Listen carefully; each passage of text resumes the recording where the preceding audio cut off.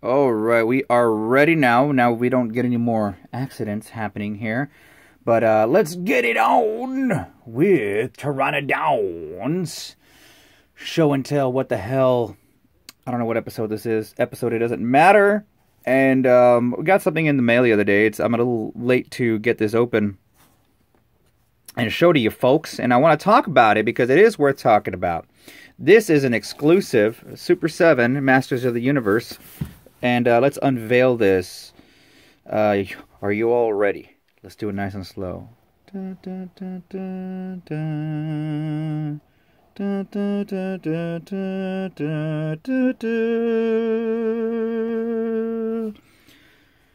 So, yeah, here we go, folks.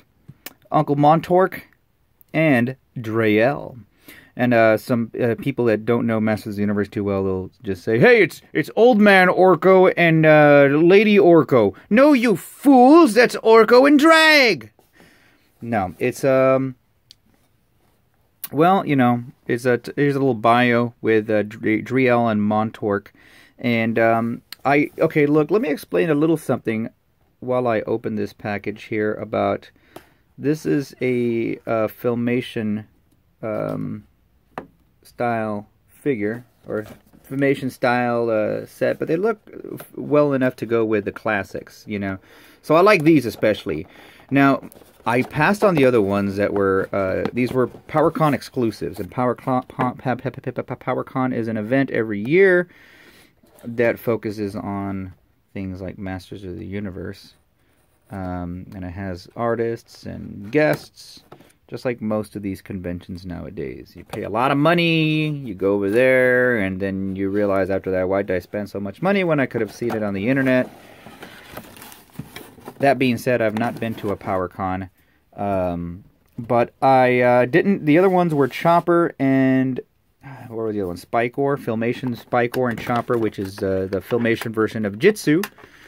However, I am a child of the 80s, the early 80s, the very early 80s, and I was around when the He-Man toys and cartoons first started coming out.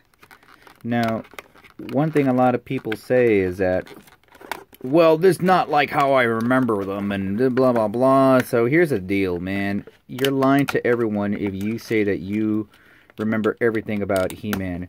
Fact of the matter is, like, He-Man came out once a day, and there are so many other cartoons to watch, but there's a couple of episodes that stood out. There's a lot of people that always talk about cartoon accuracy and how they were big fans, and here's the deal, man. He-Man wasn't even available on DVD till, well, since the past 10 years. It wasn't available on VHS either.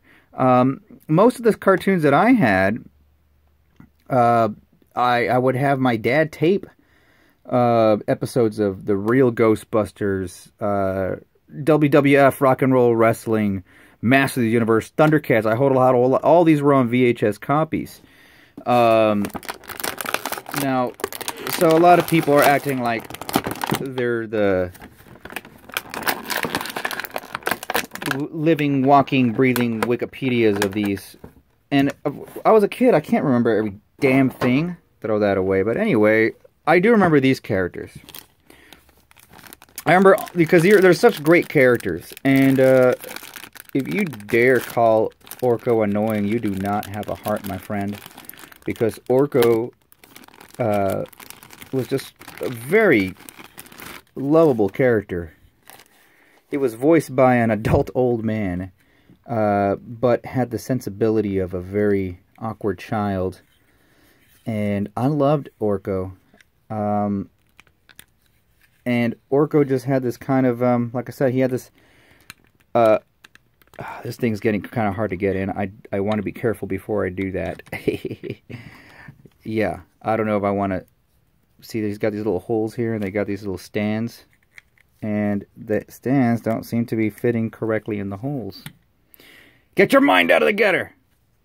But anyway, so here's Uncle Montork and Dree Elle, and I wanted to talk briefly about the episode. When I recall, I was in first grade. Yeah, and when this episode had come out. And I remember in first grade, after school, I'd be in the office waiting for my mom to pick me up, and I remember the episode where Dree Elle shows Orko her face. And that was weird because you always kind of wonder, I wonder what Orko's face looks like. Well, they do reveal that they can remove a mask or remove this part here, and it shows their face, but it doesn't show them what their face looks like. And I just thought that was very intimate and interesting. But look at the little wands, the nice little D there, and the M for Montork. And Montork, oh my God, you just gotta love this character. These were like the little, I forgot what they call, the little characters from Black Star. And I remember really liking the little tiny figures that you would that would accompany the larger figures. So you have your large figures and your little minion type characters. Black Star had a lot of those, and the Masters of the Universe didn't. They brought that idea back with the Thundercats when you start getting Snarf and Marmot. So you had these little companion piece characters that would go with the big ones, and I thought that was cool. So that's why I got these, because I really liked that episode. I really liked Dree Elle's character. I liked that Orko had a love interest. And when you're a little kid and you see these pretty girls or vice versa, whatever you're into. But when I was a kid, I remember having that kind of achy heart and barely understanding what attraction to the opposite sex was, and not really knowing that too. And so that episode was just like, wow, very interesting. I think by third grade I had my first, no, it was second grade that I had my first girlfriend, and we were just holding hands around, and that's all we did. But look at that, she's got, the articulation's we've got a little ball joint head there. Nice articulation for what it is, actually. The hands can move right there, the wrists. You got elbow, you got arms, head, everything you want. Hold on real quick. I'm going to actually see if I can find my Orko to compare it with. And we're back, and here is a Classics Orko, and as you can tell, this is what they imagine to be a classicized, classic version of Orko, Classics version. But if you look at the Filmation version, they really don't, there's not a lot of difference in as far as the details go. I think, and rightly so. They should keep these guys as simple as possible, but look how cool they look all together. I wish it can really float, but I guess that's what's the imagination is for, right? We still got those. And but yeah, I just want to thank you guys for checking out these videos. I don't get too many of them unless I get like some Transformer videos, but I make these just for fun here and help develop the Pteranodon brand, because we do all sorts of things with Pteranodon, whether it's music, podcasts, videos, crazy comedy things. And so yeah, I appreciate you guys checking it out. Feel free to add us on Instagram, subscribe, and all that good stuff.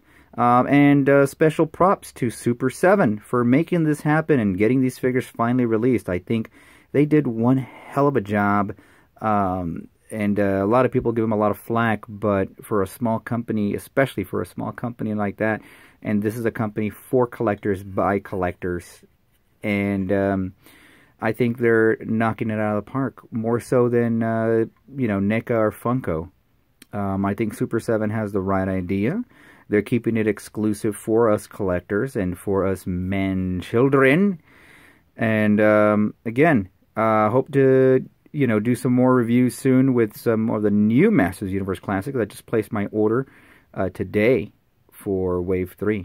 Anyway, folks, cheers. We'll see you next time. Oh, and there goes Orko. Adios.